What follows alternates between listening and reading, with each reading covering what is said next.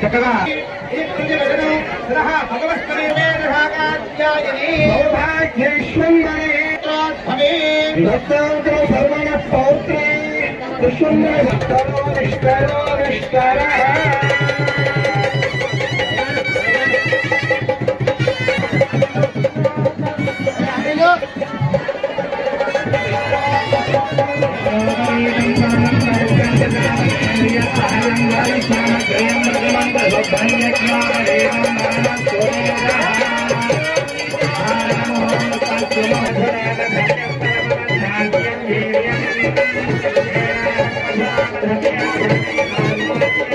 శ్రీ మత్స్యగిరీంద్ర స్వామి కళ్యాణ మహోత్సవానికి వచ్చేసిన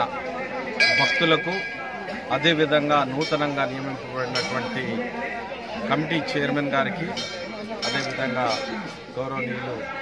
శ్రీనివాస్ గౌడ్ గారికి అందరికీ కూడా వచ్చిన ప్రతి నాయకునికి కూడా శుభాకాంక్షలు తెలియజేస్తూ ఈ ఉత్సవంలో పాల్గొన్న భక్తులందరికీ కూడా నేను శుభాకాంక్షలు తెలియజేస్తా ఉన్నాను.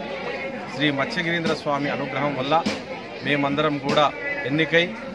అదేవిధంగా నూతన ప్రభుత్వాన్ని ఏర్పాటు చేసి ప్రజల ఆశీస్సులతో ఆ దైవాశీస్సులతో ఈరోజు నూతనంగా ఏర్పడినటువంటి ధర్మకర్తల ఆధ్వర్యంలో జరుపుకోవడం చాలా సంతోషంగా ఉన్నది.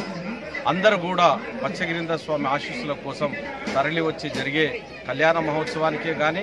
జాతరకే కానీ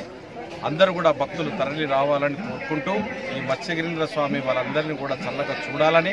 ఆయురారోగ్యాలతో ఆశీర్వదించాలని రాబోయే రోజుల మరింత నిధులు ప్రభుత్వం తరఫున కేటాయించి ఈ యొక్క ఆలయాన్ని అతి సుందరంగా మరి ఒక పర్యాటక కేంద్రంగా కూడా తీర్చిదిద్దాం, భక్తులకు సదుపాయాలు చేకూర్చడం కూడా వెనకబోమని శ్రీమద్ అఖిలాండపురి బ్రహ్మాండ నాయకునికి ఈరోజు మంగళ స్నానంతో ప్రారంభమై స్వామివారి కళ్యాణం చేసుకొని సాయంత్రం అగ్ని ప్రతిష్టాపన చేసుకొని మరియు భూతబలి గ్రహబలి అనేటువంటివి చేసుకొని నిత్యారాధన బలిహరణము పూర్ణాహుతి చేసుకొని స్వామివారి బలి ఉత్సవం చేసుకున్నాక తర్వాత ఈ బ్రహ్మోత్సవం